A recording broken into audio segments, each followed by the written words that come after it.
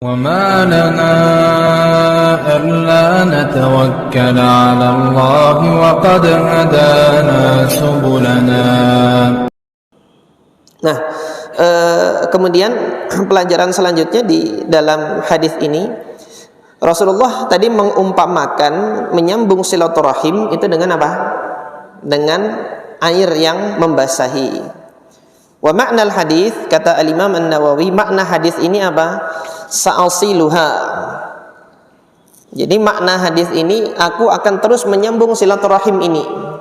Nah, menyambung silaturahim ini bagaimana? Kemarin kan sudah kami sampaikan definisinya oleh para ulama yang disampaikan oleh al-Imam An-Nawawi. Silaturahim itu apa sih? Al-ihsan, berbuat baik apapun bentuknya. Selama seorang muslim itu masih berbuat baik kepada keluarganya, maka dia masih menyambung silaturahim itu. Meskipun perbuatan baik itu hanya sekedar mengunjungi saja, hanya sekedar memberikan senyum, hanya sekedar menyapa, gimana kabar, itu masih silaturahim itu.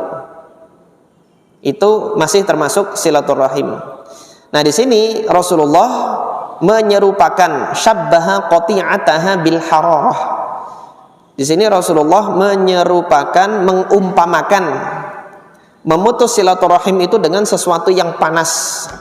Ya kan, memang benar kalau orang lagi marah-marahan, putus silaturahim, gak tegur-teguran, itu lagi panas suasana hatinya. Tudfa'u bil ma'. Sesuatu yang panas tersebut itu didinginkan dengan air.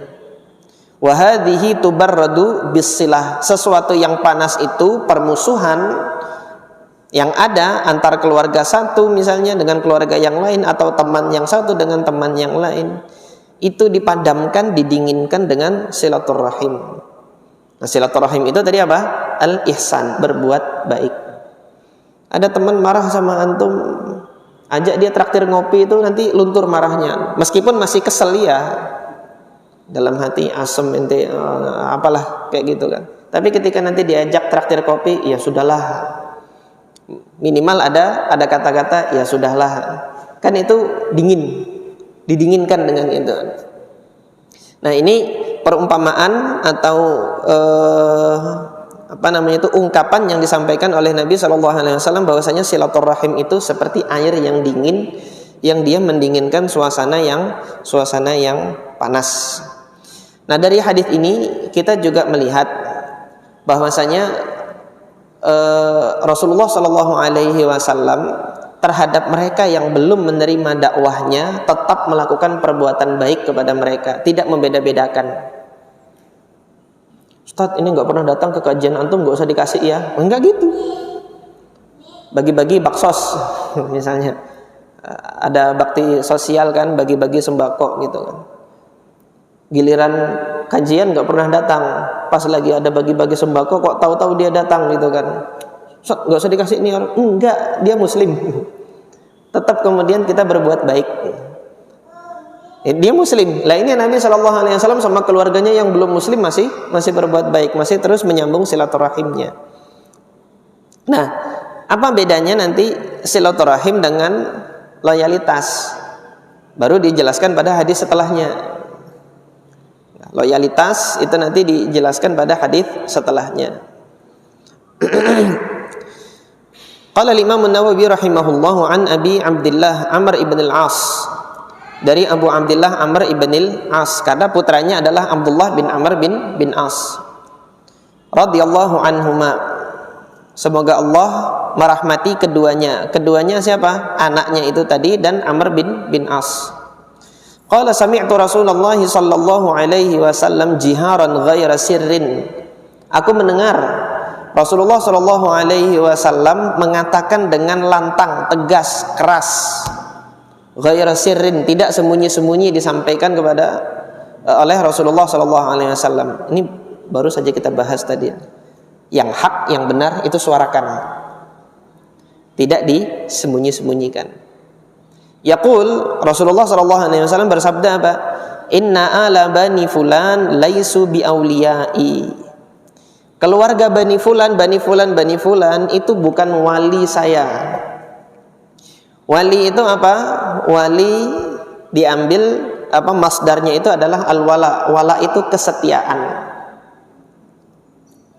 Sejatinya mereka itu bukan orang yang setia kepada saya meskipun ada pertalian darah gitu loh. Karena kewalian atau wala, loyalitas, kesetiaan di dalam Islam itu didasarkan pada akidah. Didasarkan pada keimanan.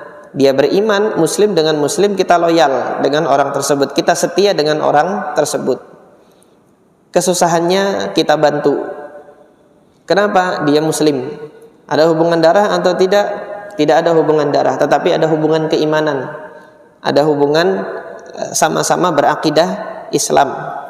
Kesusahannya tetap kita bantu, rasa sakitnya kita juga merasakan sakit. Ini Nabi SAW menyerupakannya di dalam hadis yang lain, masalul mu'minina fi tarahumihim wa tawaddihim wa ta'atufihim. Permisalan seorang mukmin, seorang yang beriman dalam hal kecintaannya, kemudian ta'atuf, saling mengasihi satu sama lain, saling toleransi satu sama lain, kamatsalil jasad, seperti tubuh yang satu, itu kata Nabi. Seperti tubuh yang satu. Idza ishtaka minhu 'udwun, kalau salah satu tubuh itu sakit, tada'a lahu sa'irul jasad bil huma was sahar. Seluruh tubuh ini juga akan merasakan sakit dengan dalam bentuk dia merasakan panas, demam, atau tidak bisa tidur di malam hari. Nah kan antum nanti yang sakit giginya gitu kan, cenut-cenut, gelisah, nggak bisa tidur, mata nggak ikut tidur, padahal mata nggak sakit, yang sakit giginya cenut-cenut gitu. Nah demikianlah muslim satu dengan muslim yang lain. Ini namanya loyalitas begini gitu loh. Nggak tenang saya ketika di Samarinda ini mendengar saudara-saudara di Palestina itu nggak bisa tidur nyenyak di sana. Ada ikatan apa? Ikatan muslim, ikatan keimanan saya dengan saudara-saudara saya di sana. Belum bisa tenang saya dan belum bisa tertawa dengan lepas saya di sini gitu kan. Ketika mendengar saudara-saudara kita kaum muslimin yang di mana itu sedang dilanda bencana, dilanda duka gitu. Nah ini yang disampaikan oleh Nabi SAW, loyalitas, kesetiaan itu seperti itu antar muslim satu dengan muslim yang lain. Nah dengan orang kafir tidak seperti itu gitu loh hubungannya. Oleh karena itu Nabi mengatakan Bani Fulan laisu bi auliyai. Jadi hubungan kedekatannya itu tidak sampai pada taraf kesetiaan, tidak sampai pada taraf loyalitas, meskipun dia nanti ada hubungan darahnya. Kenapa? Belum masuk Islam gitu. Maka ditegaskan oleh Nabi SAW, wali saya yang saya harus bersetia di situ siapa? Satu, Allah Azza wa Jal. Kemudian yang kedua, wasalihul mu'minin, dan orang-orang soleh dari orang-orang yang beriman. Walakin lahum, akan tetapi bagi mereka, yaitu Bani Fulan itu tadi, Bani Fulan, bagi mereka lahum rahimun, mereka masih berhak untuk saya tunaikan kewajiban saya silaturahim dengan mereka. Yaitu apa? Saya masih wajib untuk berbuat baik dengan mereka dalam rangka apa? Mereka itu masih memiliki pertalian darah dengan diri saya. Abulluha bibilaliha au abulluha bibalaliha, akan saya basahi itu dengan air yang menyejukkan. Nah harapannya di sini apa? Mudah-mudahan dengan silaturahim itu masih dijalin meskipun dengan orang kafir sekalipun. Ini mudah-mudahan Allah jadikan salah satu dari sekian sebab mereka itu nanti mendapatkan petunjuk dan menyatakan diri untuk masuk Islam. Dan yang demikian ini contoh-contoh kejadiannya di masa Nabi SAW ada banyak. Masuk Islamnya Abu Sufyan. Abu Sufyan dengan Nabi itu kan masih ada hubungan nasab, hubungan darah. Abu Sufyan padahal dedengkotnya kafir Quraisy, pemimpin perang Uhud. Sejak kekalahan di pertempuran Badar, Abu Sufyan itu nggak bisa tidur nyenyak. Bahkan dalam salah satu riwayat, saya belum cek ya riwayat ini benar atau enggak. Dalam salah satu riwayatnya, Abu Sufyan itu bersumpah tidak akan mandi junub sebelum ngalahin Muhammad.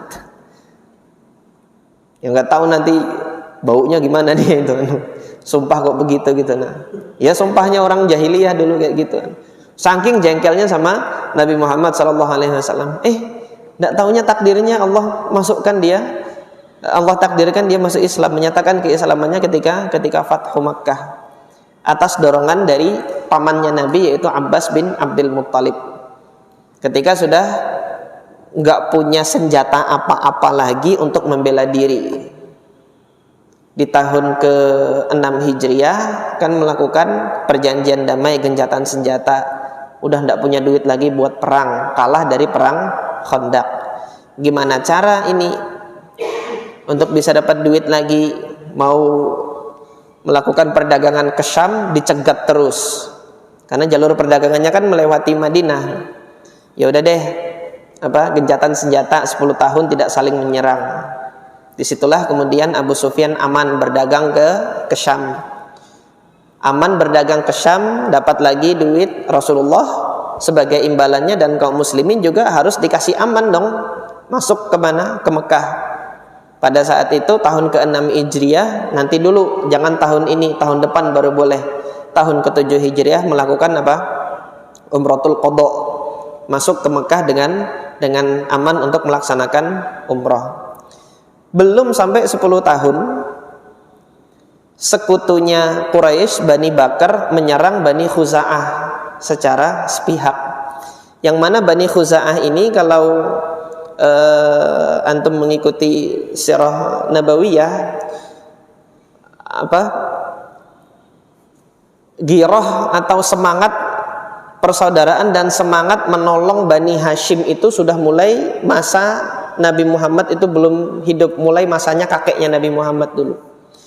Ketika Abdul Muttalib itu kursinya atau perabotnya itu, warisan beliau itu dirampas sama pamannya yang namanya Naufal. Ketika dirampas, Abdul Muttalib minta tolong sama kabilah-kabilah Quraisy yang lain, nggak ada yang berani ngelawan Naufal. Minta tolong sama pamannya di Yathrib, saudara dari ibunya Abdul Muttalib kan Salma, orang Yathrib. Minta tolong sama paman-pamannya, yaitu dari Bani Najjar. Datang paman-pamannya dari Bani Najjar membela Abdul Muttalib. Mendengar Bani Najjar membela Abdul Muttalib, Bani Khuza'ah itu kemudian menyatakan hal yang sama. Kalau Bani Najjar yang merupakan saudara ibunya Abdul Muttalib ini membela Abdul Muttalib, kami lebih berhak membela Abdul Muttalib karena kakeknya yang lebih dahulu lagi itu istrinya adalah dari Bani Khuza'ah. Jadi Abdul Muttalib dulu memang dicintai oleh orang-orang Arab. Oleh karena itu keturunannya Abdul Muttalib itu oleh Bani Khuza'ah itu dibela. Pada saat perjanjian Hudaybiyah kan dipersilahkan kabilah manapun untuk menjadi sekutu dari kedua belah pihak. Yang mau jadi sekutunya Quraisy silahkan, yang mau jadi sekutunya Muhammad silahkan. Maka tentunya Bani Khuza'ah menjadi sekutunya kaum muslimin. Kenapa menjadi sekutunya Muhammad? Karena ini anak dari Abdul Muttalib. Dari Abdul Muttalib dulu sudah Bani Khuza'ah ini menunjukkan kesetiaannya kepada Abdul Muttalib. Ini keturunannya Abdul Muttalib, Nabi pula. Sebagian dari suku-suku Khuza'ah kan ada yang masuk Islam satu suku, salah satunya Bani Mustalik. Dan dari Bani Mustalik itu kemudian dipersunting oleh Nabi ibunda Juwairiyah bintul Harith. Itu dari Bani Mustalik. Ini sub qabilah dari Bani Khuza'ah. Nah, terjadi pengkhianatan untuk perjanjian Hudaybiyah ini. Bani Bakar yang menjadi sekutunya Quraisy menyerang secara sepihak Bani Khuza'ah. Belum 10 tahun, baru jangka waktu berapa tahun gitu terjadi pengkhianatan. Akhirnya ini yang menjadi alasan bagi Rasulullah untuk menyerang secara besar-besaran ke Mekah. Terjadilah Fathu Mekah tahun 8. Itu takutnya luar biasa sudah. Orang-orang Mekah termasuk Abu Sufyan dikira akan dibantai, akan diapa gitu kan. Tapi Rasulullah memang diem, nggak memberikan ancaman mati semuanya kalian, tidak seperti itu, diem aja, tapi menunjukkan ini kekuatan besar datang, 10.000 pasukan ketika itu. Kebalikan dari apa? Khandaq. Ketika Khandaq dulu Madinah yang akan diserang oleh 10.000 pasukan. Ini ketika Fathu Makkah, Rasulullah yang membawa 10.000 pasukan, dan orang-orang Makkah nggak ada yang bisa bertempur di situ karena duit kan belum kembali semua, baru berdagang 2 tahun aja, duit belum kembali semuanya, gimana mau ada modal buat perang kan, seperti itu. Nggak, artinya orang-orang Makkah nggak siap perang pada saat itu. Mohon sama Nabi itu bagaimana Abu Sufyan mohon sama Nabi, ngerengek datang ke Rasulullah diam. Rasulullah hanya menyatakan apa, kamu mau masuk Islam nggak? Masih diam aja Abu Sufyan. Sudah datang lagi ngelobi siapa? Ngelobi Abu Bakar nggak bisa dilobi. Datang ke Umar apalagi? Datang ke Utsman, datang ke Ali, sudah datang ke Rasulullah ditemani sama siapa? Abbas bin Abdul Muttalib. Ngerengek jangan serang kami. Baru ketika berhadapan dengan Rasulullah, ya Abu Sufyan kan, Rasulullah nggak pernah menyakiti Abu Sufyan selama, bahkan yang mencaci maki itu justru Abu Sufyan yang mencaci maki Rasulullah sebelumnya. Artinya dalam hal ini kan mau taruh di mana mukanya Abu Sufyan yang selama ini mencaci maki Rasulullah, tahu-tahu di sini kok merengek-rengek, itu kan muka tuh mau ditaruh di mana gitu loh. Tapi itu yang sudah terjadi. Kalau nggak seperti itu nanti diserang habis. Akhirnya sama Abbas ditemani, ayo ketemu sama Rasulullah. Rasulullah cuma nanyakan, laka antuslim, mau nggak kamu masuk Islam? Umar udah nggak sabar di samping Rasulullah. Da'ni adribu unuqahu ya Rasulullah. Udah kelamaan nih, saya penggal aja nih lehernya nih sudah nih. Gitu kata Umar. Nah Abbas kemudian langsung nyenggol Abu Sufyan, aslim qabla an tudrab unuqak. Cepat masuk Islam sebelum dipenggal nanti sama Umar. Na'am asyhadu an la ilaha illallah wa asyhadu anna Muhammadar Rasulullah. Langsung bersyahadat. Setelah itu bersyahadat baru Rasulullah sampaikan, sudah yang masuk rumah kamu aman dia. Sampaikan ke orang-orang yang dia masuk Masjidil Haram aman. Dia masuk ke rumah kamu aman. Dia masuk ke rumahnya masing-masing aman. Gak diapa-apain. Sampai di Masjidil Haram Rasulullah menyampaikan, madza tadhunnuna anni fa'ilun bikum. Kalian menyangka aku mau ngapain kalian gitu kan. Orang-orang Quraisy mengatakan, akhul khair ibni akhil khair. Engkau itu saudara kami yang baik, anak dari saudara kami yang baik juga, kata orang-orang Quraisy pada saat itu. La tathriba alaikumul yaum. Aku mengucapkan sebagaimana yang diucapkan Nabi Yusuf dulu terhadap saudara-saudaranya. La tathriba alaikumul yaum. Enggak ada pembalasan dendam buat kalian. Idhabu fa antumut tulaqa. Pergilah kalian bebas. Dibebaskan sama Rasulullah sallallahu alaihi wasallam. Enggak ada keinginan sama sekali untuk membalaskan dendam, membalaskan sakit hati, enggak ada. Tapi tujuan dari dakwah itu apa? Itu loh, kesyirikan harus dihancurkan. Tujuan Nabi kan apa? Dakwah kesyirikan dihapuskan, berhala-berhala itu dikeluarkan, dihancurkan dari Ka'bah, masih ada gambar-gambar di dinding itu dihapus semua. Nah, dihapus gambar-gambar yang ada di dinding itu yang merupakan pemujaan kepada berhala-berhala mereka, dihapuskan semua, dibersihkan Ka'bah itu dari unsur-unsur kesyirikan. Sudah, itu tujuan dari dakwah. Membebaskan seseorang dari belenggu kesyirikan, membebaskan umat ini dari belenggu kebodohan akan agama Allah Subhanahu wa taala, ajak masyarakat kepada agama Allah, itu tujuan dakwah. Bukan membalaskan sakit hati. Kalau dihitung-hitung sakit hatinya ya sakit hati. Baru masak di kuali, tak taunya di masakan yang ada di kuali ditaruh kotoran unta di situ. Apa seperti itu bertetangga? Itu kan yang diperlakukan oleh orang-orang Quraisy terhadap Nabi, seperti itu selama Nabi berada di Mekah 13 tahun. Jalannya Nabi menuju Masjidil Haram dikasih duri sama istrinya Abu Lahab itu. Hingga Allah berikan julukan di dalam Al-Qur'an kan hammalatal hatab, tukang bawa kayu bakar. Karena apa? Ngompor-ngomporin orang untuk membenci Rasulullah sallallahu alaihi wasallam. Nah, hari ini yang tukang kompor-kompor kayak gitu, nah, pewarisnya istrinya Abu Lahab, hammalatal hatab, tukang bawa kayu bakar. Nggak tenang kalau orang itu sayang sama Nabi Muhammad, tapi dikompor-komporin supaya benci sama Nabi Muhammad sallallahu alaihi wasallam. Iyadzubillah. Nah, ini yang berkaitan dengan apa? Hubungan loyalitas, wala itu tadi, kesetiaan dengan apa? Dengan silaturahim. Untuk mereka yang masih kafir itu dan tidak melakukan apapun usaha-usaha untuk menyakiti Rasulullah sallallahu alaihi wasallam, Rasulullah tetap berbuat baik kepada mereka, memenuhi hak-hak mereka sebagai manusia. Karena manusia itu pada dasarnya sudah dimuliakan oleh Allah Subhanahu wa taala. Allah sudah berkalam dalam Al-Qur'an, walaqad karramna bani Adam, telah kami muliakan bani Adam. Maka ketika Allah memuliakan bani Adam, kita memuliakan bani Adam. Allah memuliakan manusia, kita muliakan manusia. Hak mereka sebagai manusia untuk dimuliakan, muliakan.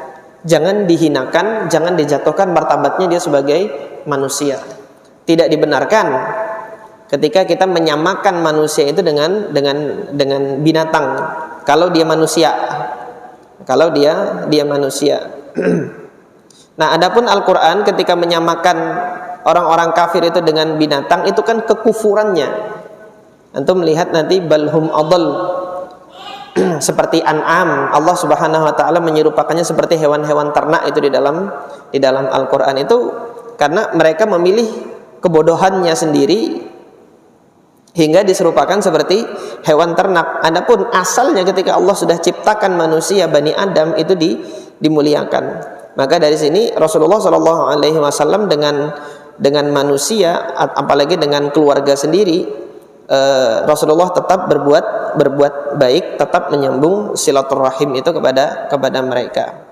Dengan cara yang ini, alhamdulillah, dakwahnya Nabi Shallallahu alaihi wasallam sukses.